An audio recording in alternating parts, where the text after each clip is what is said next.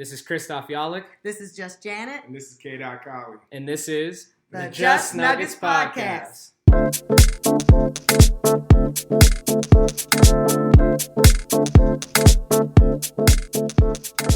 Good afternoon. Happy Sunday, and welcome to another episode of Just Nuggets Podcast. I'm here with Just Janet. How you doing today? I'm good. Just how you doing, K. How you doing? The other guy who I know is having a good day over there, Christoph. What up? I'm in the building. It's another beautiful day where we're at, and the Nuggets are nuggeting, if that's a phrase we want to start using. Is that a good thing? Is that a good thing? Well, we'll talk about it. So today is January 2026. It's January 26th. The Nuggets played last night. They lost 133 to 104. Wow. We'll go into it. They say is our rival, and I honestly agree with that wholeheartedly at this point. The Timberwolves. So the Nuggets were on a 5-game winning streak up until that point, but we lost last night. So what were kind of your 4-game winning streak? What was your takeaways in that game? Me, I'll start. I think they were tired. They've been playing their hearts out for the last couple of weeks. And even so, we're going to really get into it in a minute about, what does that mean for their team and for their roster? Is it good? Is it bad? Should it shake up? Is it inconsistent? Does it need more help? That's just the conversation. And these last couple of weeks might put you on one side of that argument that you weren't on prior to that. And so we'll talk about that in depth, but I think they were tired. I think they were worn out. I think they, all that traveling and all that helps. And, NBA's like that. Your schedule sometimes in the regular season determines who you're going to beat or who gets beat. So I think that was one of those kind of games. That's it. Yeah, it's like you said, Jays, it's a long season and you're not going to go 82-0, and this team's not a juggernaut. On the likes of, last year's Boston Celtics or this year's OKC or the Miami Heat teams of the past or the Jordan Bulls of the past or those Steph Curry, KD teams where they're going to win 60 some odd games. Like this team is they're going to win 50. I'll bank that on it. They're going to be a high top 4 seed in the West, but doing that, winning 50 games means you lost, 30 games. So this is one of those nights. And Minnesota have been struggling coming in. I think let's not take away from anything Minnesota did last night. They played their butts off, but coming in, they were, before their game on Wednesday of last week when they beat Dallas, they had lost 3 of their last 5. So, no doubt. They're trying to get their sea legs under them. They're slightly above 500 at 42 at 24 and 21. They're in a play-in situation if you would pick it today. Yes, absolutely. And moral of the story is they get up for the Nuggets. Like that's talk about rivalry week, and I'm sure we're going to talk about that a lot this today. They literally circle the Nuggets, and they want the Nuggets at every shot. You're going to get Wood's best game. You're going to get a good defensive game. They were at home, so their role players are going to come to play. And I think I said to Dot yesterday, right before the half, I was like, if they can get it to under 10, the Nuggets, if they could get it under 10 at the halftime, they'll win this game. And when I said that at fourth quarter, at the end of the third, I said they could be at 10 coming into the fourth quarter, they had a shot. But I said it at half. I said if they could get it to 10 or under 10 by halftime, they'll win this game. And they got it at 11, and that's when I had that. I don't know. We'll see. And then coming into the third. Sorry, Dot. Out of the third day, we're like 12 or 13. So I was like, nah, it's too much. I was going to say I'd push back a little bit on just their tired role. I think to Christoph's point, the Minnesota Timberwolves they just match up well against Denver. You saw that through 7 games of the playoffs last year. You see it now. They're able to utilize their bench a little bit better than we have. If you look at it, Naz Reid can come in right after Gobert. Gobert, no matter as bad as we can, Nuggets fans make jokes about Gobert and the 47, I got 47, bro, type of games, or just all the things Jokic does. it's still no doubt that Rudy Gobert is still a defensive player of the year multiple times, and he probably still plays Jokic better than anybody in the league. So Jokic Mhm. has to work hard in these games, whether you see it or not. So Rudy's impact was felt yesterday. I seen him get some steals, some blocks. Then you bring in Naz Reid, who comes in and gives you 13 points. Yeah. That's very big. You have Alexander Walker. He came and gave you 10. And then Dillingham, the rookie, who I think I mentioned on our earliest podcast as someone to watch out for.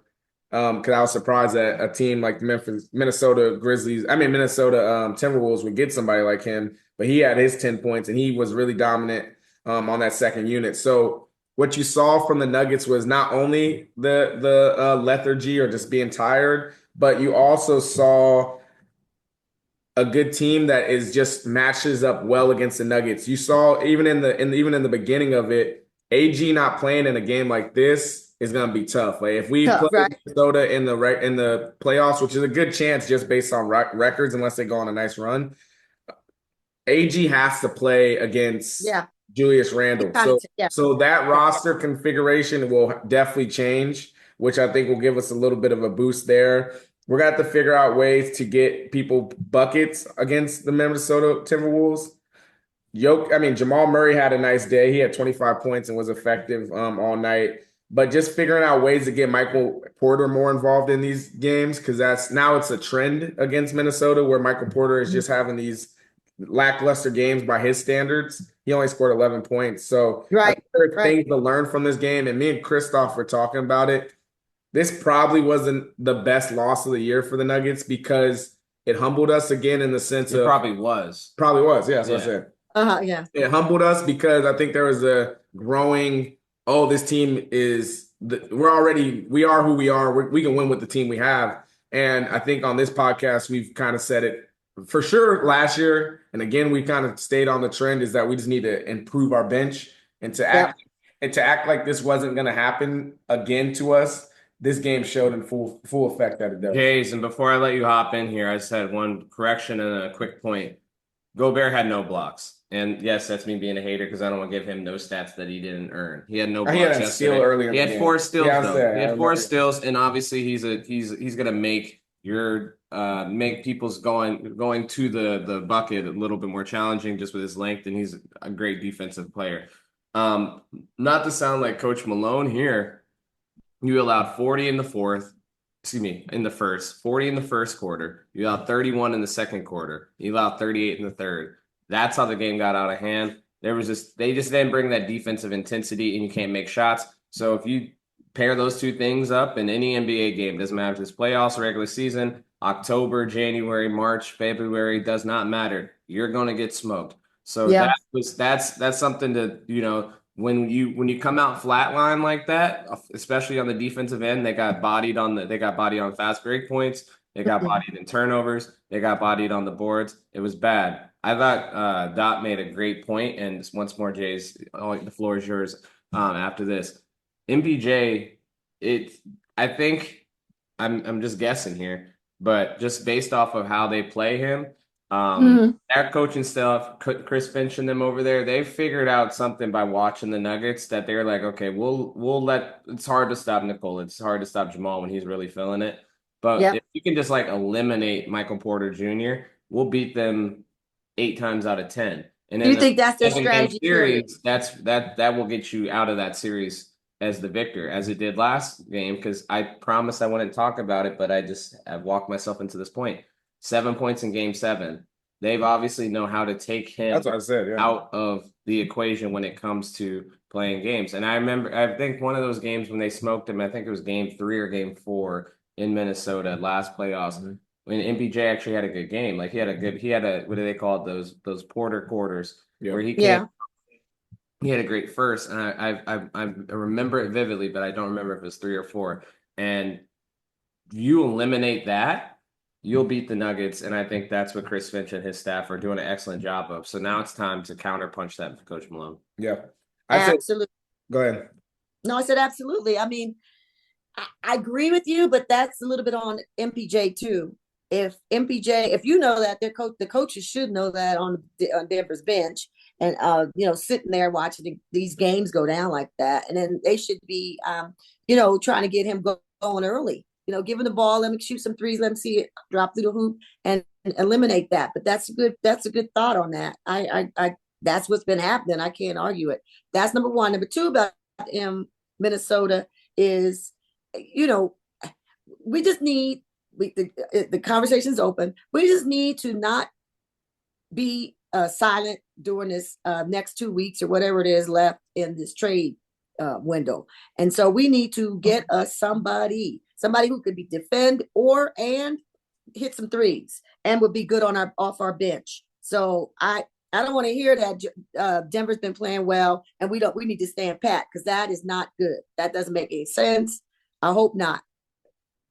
No, I agree with you. And the other part I wanted to add is just on some of the stats. We did, like they said, we kind of got just beat yesterday. But just other things to pay attention to defensively. They shot 55% from the free field. So they were hitting, to Christoph's point, they were just making shots a lot of times. We only shot 53% from the free throw line. We were Right. 13. Like, that's just another Nuggets error. Rebounds, we're playing a team that has a lot of size, but you'd want to see us we got out rebound by 9. They had 45, we had 36. And then the other one that you got to look at is assists. That's our game. Like, no matter what, I think they might, even if we play the Timberwolves in a 7-game series, I'm sure they might out rebound us just based on everything. But we can't get out assisted by them. They beat us by 7 in there. So there's moments where, to Christoph's point, what we're talking about with Michael Porter Jr., is how do we find ways to facilitate so that he is in the offense early and often. And it kind of reminds me back to the bubble days where we're like, all right, we'll get Michael Porter the first 3 plays of the game. We might need to get him some shots so he can see those points go in. Where yesterday, I think Jokic had our first 7 to 10 points. There you go. I just think what you're describing is a team that was tired, but that's just me. I've said it. And Jokic having their first 10 points against like Detroit or a team that is not familiar with the Nuggets is a good sign that he's going to cook that day. Against Minnesota, that's a bad sign, because they're probably going to take away some of the other assets you're going to need to beat them. Yep. That's just a quick point. Yeah. And I think something I wanted to piggyback off of what you just mentioned. Yes, it's a bit of a soliloquy. And I've said it before on this pod, and if I hadn't, I've said it off pod, and I want to put it on wax either again or for the first time. If Josh Kroenke is serious about winning in this league and winning with this team and winning with the player he has, this is Calvin Booth's last year as GM. And I will bury this point after I say this. If I was Josh Kroenke, I would fire Calvin Booth. I would have already done it, but I would fire Calvin Booth and I would hire Bob Myers, because yesterday we were on ESPN. It's a national televised game. Immediately following the game, you have cut to Stephen A. He does his typical Stephen A. The Nuggets didn't show up, all that stuff, which, to his point, 100%. But because he said it's a long season and some nights you just have games like this, you would hope against a rival on national televised game, you would get up and have a better game. He was probably upset it was on his network and it was a blowout, so the ratings were going to be down because people were going to change the channel because it wasn't all of that. It wasn't competitive. All of that.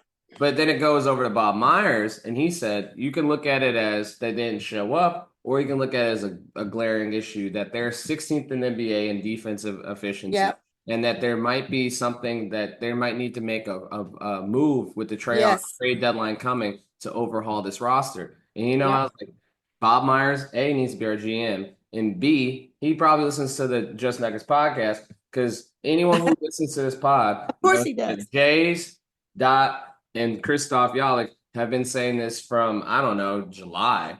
And we'll reiterate it. This team, don't get lulled into it. And I see a lot of us in the Denver media and us Nuggets fans, and Nikola's having this spectacular above beyond season.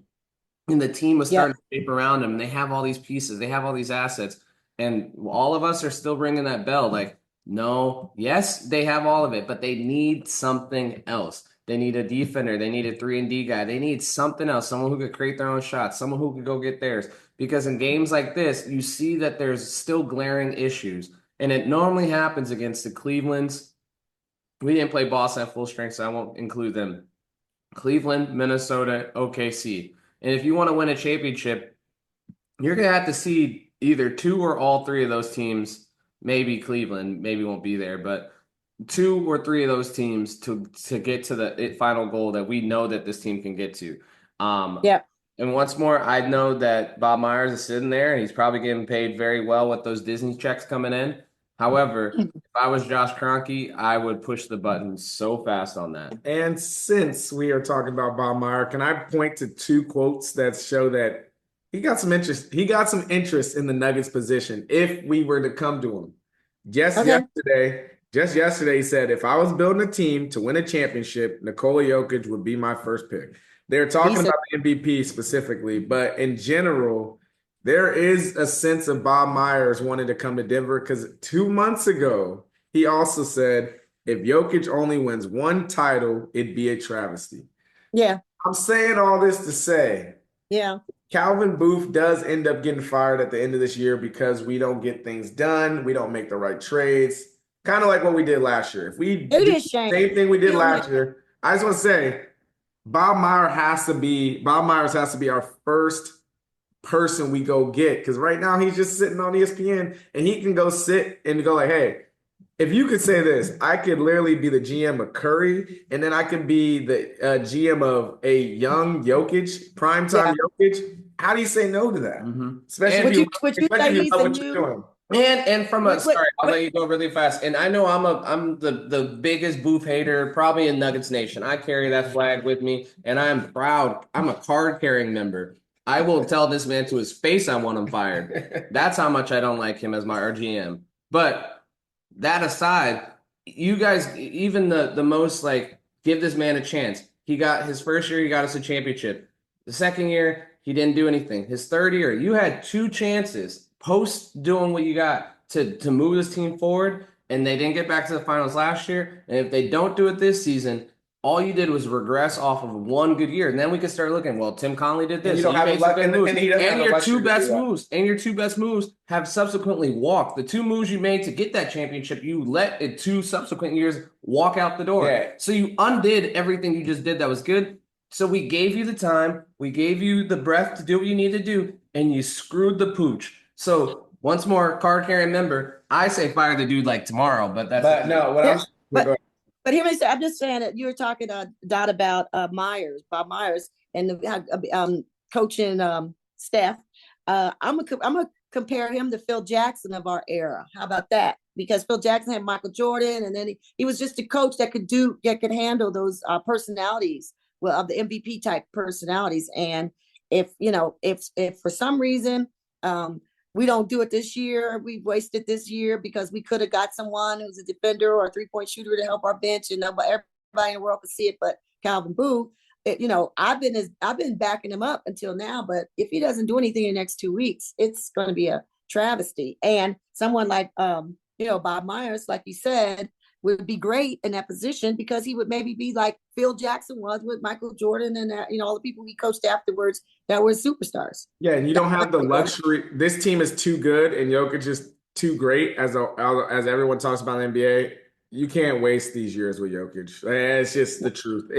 I know you brought a championship to Denver. You'll forever be appreciated for what you did there. Like, there's no taking away that. But as far as like these years, we can't risk not getting better each year. And we can't. It's no different than I'm going to change sports for a minute. I know this is still Nuggets, but it's going to relate to what we're going to see today in Kansas City. We got Patrick Mahomes. They're not wasting his talents. Yeah. They may be they're set up to go to their 3rd Super Bowl and may possibly win it. That's where we need to be with Joker. Like we say on this podcast all the time, there is no spare championship runs and there is no spare championship dynasties that you could have done. Yeah. And to that point, Jays, and I believe I said this on the pod before, so I apologize, audience, for reiterating this point, but I think it's a good one. To your point about the Chiefs, Brett Veach, who's their GM, we have a Chiefs fan on this pod, Dot, and he was sounding like me about Brett Veach about not making a move, and we need the receiver. This was last season, before the last Super Bowl against the Niners. Dot was like, yo, we need to make a move. We need to make a move. And they didn't do anything. And then at the final hour of the trade deadline, they made one move, and they got Mecole Hardman. Fast forward to the Super Bowl. Guess who caught the game-winning touchdown? He didn't have a season leading up to it, but he caught the game-winning touchdown. So that one move he did paid its dividends. And all I do is pray. I pray to the basketball gods. I pray to the basketball gods that are in favor of the Denver Nuggets. Please make one move, because I promise you, if we make one move, this team will win the championship. If they make no moves, they will not win the championship. And that is cut and dry like that to me. I could be 100% wrong, but that's what I feel. If they make one move, they'll win the championship. If they make no moves, they won't win a championship. Yeah, we have a great team. And speaking of that great team, we have to talk about Nikola Jokic. Before this game, he's on a 5-game streak of triple doubles before the third quarter. I don't know if that's ever happened in NBA history. It's asinine. It's insane. It's asinine. And the reason why we're talking about this is because he's doing stuff that's the most incredible season, and there's a world where he's just not going to win MVP, which, I mean, I'm not saying we should be MVP hunting or whatever, but it's just on this podcast, we're gonna give him his Sombor MVP today, because we know NBA might not give it to him. He might be one assist short, but in this quality, we're giving him his Sombor triple-double. I mean, his MVP today. And Doc, we were literally talking about this earlier this week. Think about getting 5 straight triple-doubles. That's difficult in itself. Yeah. You got, in 3 categories, you got to get double digits of that thing, right? That's difficult. Whatever it is. To do it for 5 straight games, even more difficult. To do it 5 straight games in only needing 3 quarters is life altering. It's mind blowing, because dude is he's next level, and it goes to our last conversation, but it's the amount of times we say it, I don't think is enough, because he dazzles us with his brilliance. He hits a 66 or however long. Unbelievable, yeah. Shot, half court. They called it a three-quarter court. Three-quarter court hit. 6th longest shot in NBA history, apparently. And this dude, he dazzles with us. And how many times have we said, he's so phenomenal. Yeah. He had a 35, 20, and 15 game. Like, it's only been done one time in the last 57 years. There was a stat. You're right. There was a stat that put him with his teammate, Russell and Wilt, that, because of the points. I don't know if it was a 30.1, a triple-double or whatever, but it's only a couple people that had those double-digit, 30-point plus, triple-doubles, and then, like you said, some of those were done in 3 quarters. I mean, it's just amazing. So, and he did it against bonus. Now the next, who's a triple-double in his own right. I think the next barrier, if I want to start putting bars, I would love to see is the 20-20-20 game from him, like the double-double, triple-double, something like that. Too. I'm sure he has, but he may have done it, and if not, he's really close. The game against the Kings, he had 35, 17, and 22 rebounds, and he could have got the triple-double. I think it was Marlo or one of them. Vic was talking about how a couple of those shots. A couple of those assists down the stretch, they didn't go in. So he was right. He was really close to getting that 20-20-30 game, which I don't know if it's ever happened in an NBA game.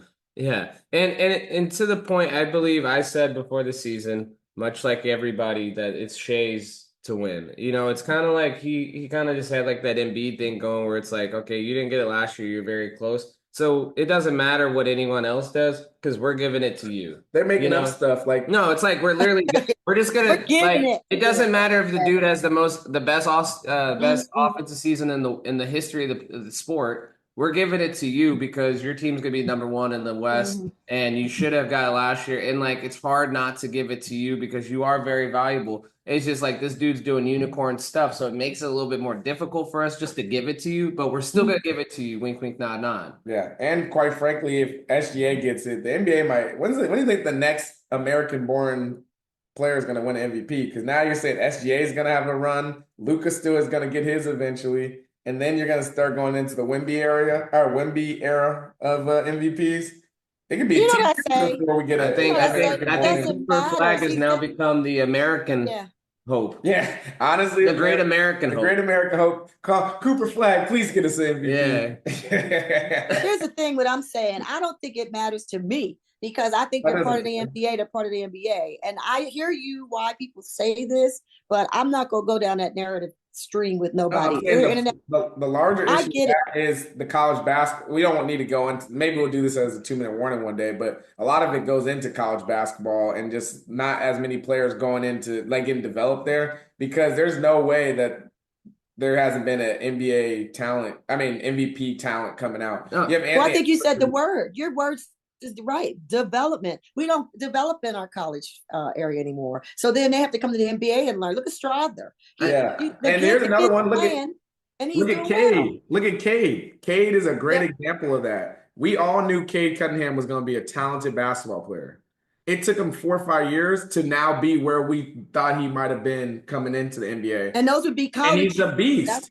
He's a beast. Yeah. He'd only be like a first year out of college kind of guy if he did 4 years. I also think another thing we're kind of missing here is that the NBA provides a lot of depth. Like if you look around the league, it's American up and down rosters. Yeah. Like we have depth. Like we still have that in Yeah, of droves. You know what I mean?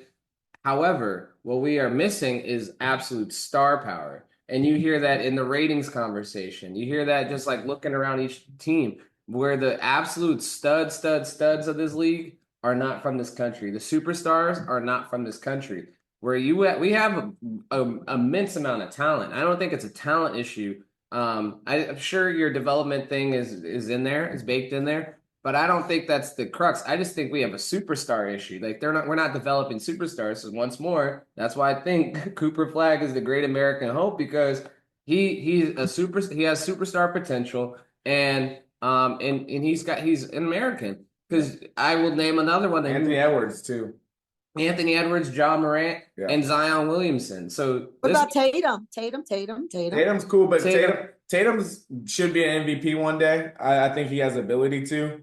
Could be this year. I mean, I don't know. He's getting screwed by his team. Yeah, being so good. I think that's the other thing. Like, Yeah, Jaylen Brown's Brown, so good. yeah. Derek White's so good. Porzingis is amazing. Like these guys are cold. You're well coached. Then you got the best role player. The Celtics have the best role players. It's good. Honestly, I think if the Nuggets don't get through the West, you're going to be looking at Boston on a two in a row. And then we didn't call this segment, guys. Just the not Nuggets, but we're there. Okay. Yeah, we're definitely not Nuggets. We moved on. We're on the move, not Nuggets. I just think it's true. I mean, I only thing left on the actual Nuggets is that Nikola is just he is that guy. There's no question about that. But yeah, I think with this one, it's just when it comes to the whole narrative of NBA basketball, you have those guys that we talk about: Anthony Edwards, Jason Tatum, SGA. Even I'm not SGA. But who else do we say? You said Cade.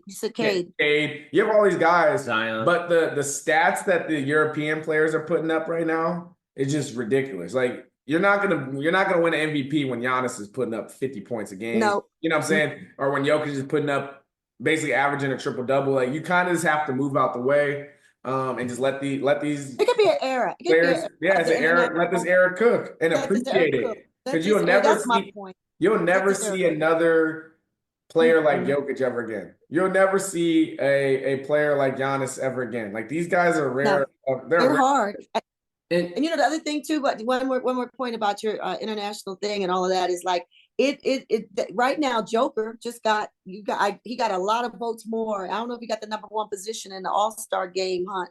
You did. Voting, but that is a couple years ago. Who would have thought that? We knew it. Okay, just Nuggets fans around here, we knew it that he was that good and he should have gotten it, but he finally got there where everyone now has acknowledged him best player in the world. I hear so many people saying, I was like, finally he is getting his due. But here's the thing, even in that, and no, it's not Nuggets, but I gotta say this point, but even that it's become a backhanded compliment, specifically on the desk of like ESPN people, like, well, he's the best player in the world, but like, Shea's the most valuable. And then we look at his stats. I was looking at the valuable stats. So his offensive box plus minus, I believe Shea's third, and his is at like 14.9, right?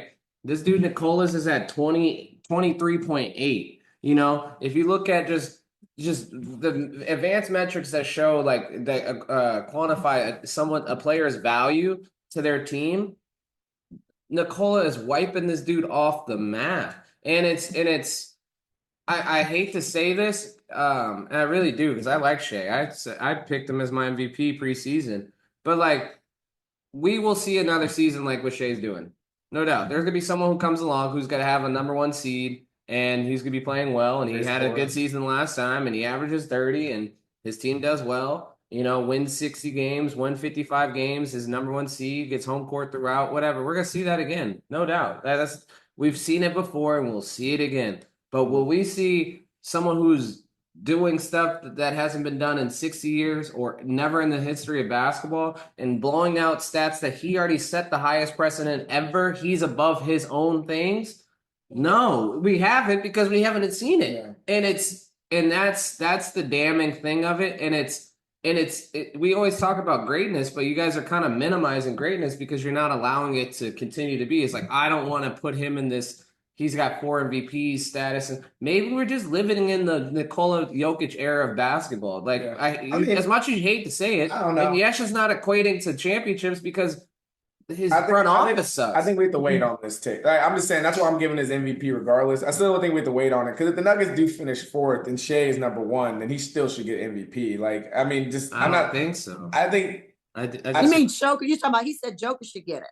No, I'm saying if the Nuggets are 4th and Shea's number 1 in the NBA, and they're like, you know, whatever, 10 games above everybody else, which they're kind of like, I think they're at 8 or something above everybody else.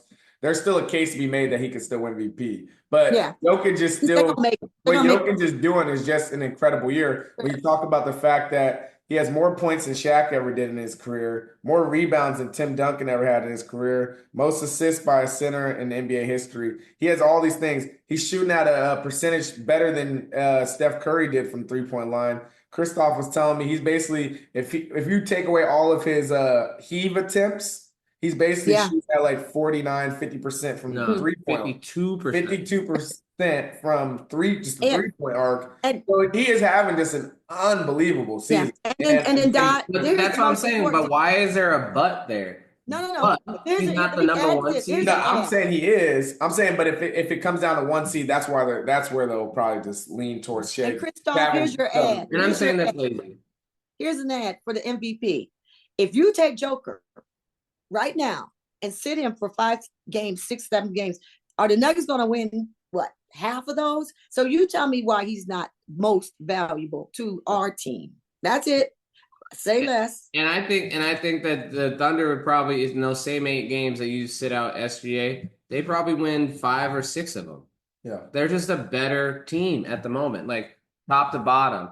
He takes them to the next level, sure. But without Nikola, they look like they're aimless. Like he is their offense, and they finally. I know we just. He's just their brother. They finally figured out. They finally cracked a minor code with that second unit, having AG out there and Russ, and they're working it, and it has been working over the last couple months or last couple weeks. So I'm excited to see that going forward because they have figured out something. We need 2 players that we can put on that second unit that can really. They need a 3-and-D guy, and they need. If we can get 10 solid players, or even 8 or 9, like 9 solid players, the Nuggets would be good. Yeah, to compete with OKC's 9. Yeah, we gotta compete 9-1-9. Let's officially go into just Nuggets, and we'll just not Nuggets. We'll go rapid fire. NBA All-Star selections. As JJ, as you kind of alluded to. Jokic was the number 1 All-Star votes, and he was the number 1 All-Star in coach or staff picks and player picks. So, congratulations to Mr. Jokic. Congratulations, Joker. I'm sure, and the rest of the people on that lineup were LeBron made his 21st, I want to say, 21st straight consecutive All-Star game. Steph Curry made it. KD was on that roster, and the last person was Shea. And then from the East, you had Tatum, you had Giannis, you had Kat, you had Donovan Mitchell, and you had Jalen Brunson. Yep. So, let me ask you, before you go on, why don't they put Jaylen Brown on these teams? He's going to be on. He's going to be on the reserve. So we can go into that. Who would you put on the reserves for the East? Jaylen Brown. Jaylen Brown. I would put Cade Cunningham. LaMelo might have a shot. LaMelo might have a shot. How many people? Darius Garland. I mean, he's been hurt in and out of lineups, but I like Tyrese Halliburton. Tyrese Halliburton. Yeah, That's a lot of guards though. and What Max. about Maxie? Another Maxie. say another. So all them guards ain't now. He's made that was too many guards. But why not, bro? Like, I mean, whatever. Aren't they doing something different with the NBA All-Star game? Yeah, they are doing a tournament style. Yeah. So I mean, you could and then have from you could have more guards, and then maybe you throw Bam in there. Bam is Yeah. always Bam definitely gotta get in there. and who's had a good Tyler one. He's gonna Hero. be good. Hero's had a good season. I was gonna say our boy Jared Allen. Jared Allen can make it. Yeah. They're gonna have to add some Cleveland, more. yeah. They're gonna have to add a lot more. Yeah, honestly, that's where it probably would come from. They'll get like 3 more Cavs on that second unit. All right, and then for the West, who would you add that's not on? Oh, Dame. I know another guard, but Dame. Yeah, not on the West. I don't even know. I'm trying to think. Well, someone from Houston got to get on there. So Jalen Green will be on there. Anthony Edwards is on there. I guess they got to dig deep because they're Anthony underlined. Edwards, Man, yeah. John Morant will get on. I'd say Norman Powell. I know Norman Powell. That's a cusp guy. He's a cusp guy. I think if there's one person that gets dropped, I think Norman Powell's having a great year. What about Wemby? Wemby for sure. Wemby almost made it. Wemby made it up now because he went overseas to Paris this week and showed out. So he's on. Yeah, Wemby will be on. They got smoked last night. And then Sabonis. But they would do that. Sabonis probably and Devin Booker. I don't know. There's like those same guys kind of get on. Yeah, but you didn't say that. You didn't say Halliburton. Yeah, Luka's spot's up for grabs because he's not going to play this year. What about Halliburton on the other side? Yeah, we said that. Yeah, Halliburton. Okay. Yeah, those are the two. Those are kind of the main people. Can I say something on this podcast? Because I don't think anybody else has said it in media. I think Bronny James should premiere it. Well, how did LeBron say it? He should put his name in for the dunk contest. He'll do something that his dad never did. He'll be able to potentially write a legacy and win that All-Star game dunk contest. I think he'll bring the excitement back into the All-Star Slam dunk contest because people want to see something unique. I would put Bronny in the dunk contest. Cricket's over there. What I mean, I've never seen him dunk that much. Can he dunk? Yeah, he has had a viral dunk. Do you think that's the point here? I know. No, I hear what your point. I love that take. A dunk contest. I get you. But like we've had a G leaguer win. They've had a G leaguer win 2 of the last 3 or something like that, and he can dunk his butt off, no doubt. Yeah. But I think Kyle's Dot's point is brilliant because you got to get some gravitas back to this thing, And I think to your point, Bronny could do something that he dunk over his dad. His dad has never done it. So that's something that automatically sets you clear of your father right there. And when your father is, I don't know, the best offensive player in the history of basketball and arguably the second or first, depending on who you're talking to, player in the history of basketball, you do something he never did, that carves a pass for you. I don't care about if he can dunk or not. The fact he's there, that's going to attract attention. That's going to bring a spotlight. That's going to bring a spotlight, and it brings something to that contest that used to be my favorite thing of All-Star Weekend. I remember growing up, I used to be the best. Dunk contest was the thing. Now it's like now I just I watch the All-Star game for the first couple minutes to see the introductions, and then I spend the rest of the time praying that Nikola doesn't roll an ankle or something. And the game was fun that one year when Kobe passed away too, when they played serious. They turned up. And look how cool it was. But yeah, what do you think about that, JJ? You like that take? I do. We shall see. I mean, they need to fix it, but I mean, I'm not opposed to it. But Bronny's going to be in the NBA a long time, and so he could do it next year, the year after. But okay. Yeah, I guess I'm just saying he might as well seize on the opportunity while Bron's in the league too. It's gonna be a special moment. But let's go to the 2 minutes remaining. 2 minutes remaining. Yep. 2 minutes remaining. 2 minutes remaining. I think since we gotta talk about it. So one of the things I have enjoyed about the NBA, one of the renovations that they've done is the rivalry week. I mean, just because I think we do need to bring back head-to-head in competition, and that sparring that really comes from great basketball competitions. I think the Nuggets and Timberwolves have definitely carved out a real I don't think we like them, and I don't know if they like us too much. I'm kind of done with them, right? But what other rivalries in the NBA do you think are forming? And then what are just some of your favorite rivalries throughout NBA history? I kind of saw Dallas this week. I don't know. I seem like them and OKC don't like each other a lot. I don't know. Maybe it's just me. Yeah. I'd say that. I'd say Trae Young and New York got to be up there as one of the tops. Like Trae Young versus New York fans. Like if they just put like a parking lot brawl, I think we'd go watch that. But no, I think that is a one that's one that Trae Young kind of manufactured. But it's definitely they got a lot of hate for Trae. No, I think that's an excellent one. I mean, they've been pushing it down our throats, and rightfully so. I think it is a great. It's an all-time great. I have a hard time saying it because it was so one-sided. It was kind of one-sided. It just felt like Steph versus LeBron was always like Steph and the Monstars versus LeBron and the Looney Tunes. Yeah, and it was and yes, I've grown to appreciate the two gentlemen at the center of it in their games. Like I have no vile hate or disliking towards either one of them. But when it was going on, I was rooting for LeBron versus Steph because Steph had, like I said, the monsters. And it was like, can this man summit this mountain? And the team that was before the Monstars were at its final form, he did. Once KD joined it, that rivalry was over. And then KD joined and it was no longer fun anymore. It wasn't cute anymore. It lost its luster. I think you gotta, for me, my favorite rivalry. Well, okay, my favorite rivalry is Magic and Bird. That's my favorite. Well, yeah, of course.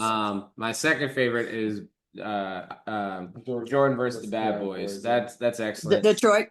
Yeah, and then you had my third favorite would then be Russell versus Chamberlain. Those are historically great ones. Currently, you still have the lingering of the history. So you have Bulls, Sixers. Boston versus Celtics Sixers is always going to be a classic, and you have Lakers Celtics, which is always a classic. But in the modern time, I think the best one going is Nuggets versus Minnesota. That's the one I hate the most. We had a good one going with Philadelphia, but like I feel like we buried that one. At least it's so beneath me as a Nuggets fan. We never like, see we don't see Denver. you. You never come to Denver. When we go out there, so it's hard to make it back for a 2-3 night, and he has a good night, and then everyone's like, "Oh, he's so much better." And then Nikola goes and wins MVP and wins a championship, and you get bounced in the first or second round. So like, what are we doing here? Right.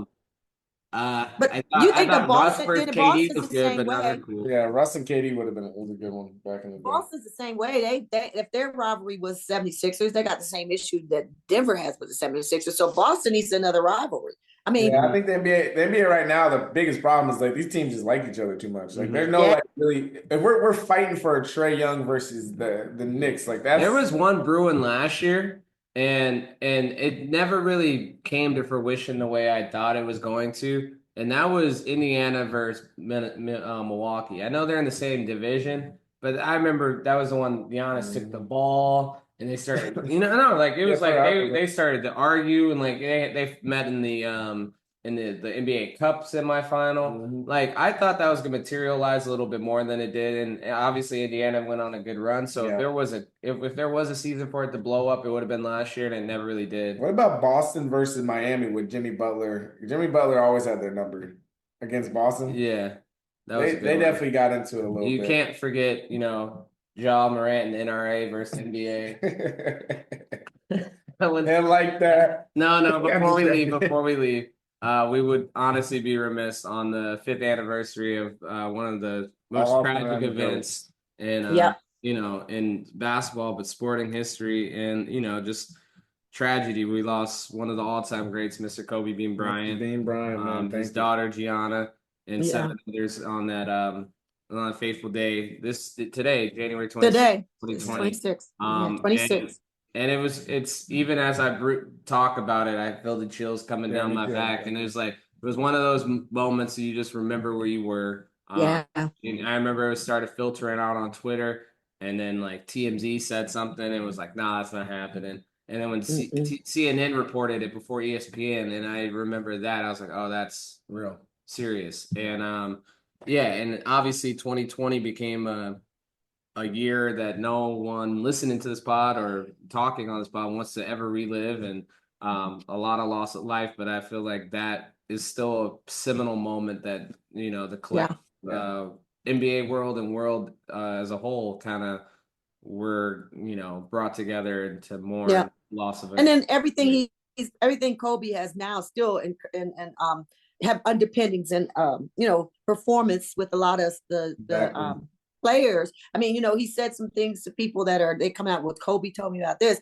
I think even Joker, he said something to Joker about his future success and stuff like that. And there's other people who always, I know Jason Tatum, that's his idol, and they're all. He still reverberates, has a lot of good vibes and memory in the league. Kobe's ability to be within the league, even when he left the league, you could see his impact in ways like even Jordan didn't have, in the sense of just like the way the Mamba mentality has spread through the culture of basketball. And anytime you see people that want to like that dig deep in that mentality, I know Kobe got it from Jordan, but you see it in the modern time through a lot of people's conversations with Jordan. I mean, with Kobe, you see it through Team USA, the way they show up every time is in large part because of Kobe. So, I mean, us Nuggets fans, I mean, literally, we see Jamal. Jamal got it. We call him Blue Mamba on this podcast, direct relation to Kobe. We as Nuggets fans, we saw Kobe in his prime every time. When he the amount of times Kobe took my heart. Yeah, Kobe, crazy. Between Kobe and Tim Duncan, they made me Nuggets lifers, because I was like, I need to see my team win, because I see these guys keep beating us. And it's hard, like as a 10-year-old and 11-year-old, to just be like, oh, we got to play the Lakers. Just to know you're never going to win a championship. You're never going to win because that gentleman is alive. And he's going to take it every single time. So to your point, Kobe even made me a deeper Nuggets fan because he would just absolutely kill us. And into a sidebar, we're talking about rivals. The sad part is, we got to see Kobe's career. Gianna and the other young ladies that were on the helicopter that day, we don't get to see their career. And just think about Gianna would probably be going into college. So she'd be in that age. She'd be like with Juju and with Caitlin Clark, and like the rivalries that could have been, with just having a Bryant last game in the league playing at that high level. Maybe inshallah, if God allows it, one of the younger ones, comes up and, is able to have that Mamba mentality and create their own basketball age or whatever they want to do in their life. But that would be, awesome if it was. And you're right. We would have been remiss not to mention it. So, Well, thank you so much for everybody listening to the Just Nuggets podcast. You can find us on Twitter, and you can find us on all platforms at Just Nuggets Pod. Go listen to this episode, download it. The Nuggets play. Let me check to confirm. Yeah, they play. I know they play. They're on this horrendous long standing. They play tomorrow on Monday in Chicago. Would have had tickets. Yeah. What I had tickets for that. Nuggets will be in the Chicago. That's a road game. This road. I know, but I would have had tickets for that. It's probably gonna be Serbian night, and if Nikola gets thrown out in Chicago on Serbian night for the year, I'm gonna be so upset. Don't do it. Don't do it, Chicago. And like that, thank you everybody. Take care, and as always, go Nuggets. Go Nuggets.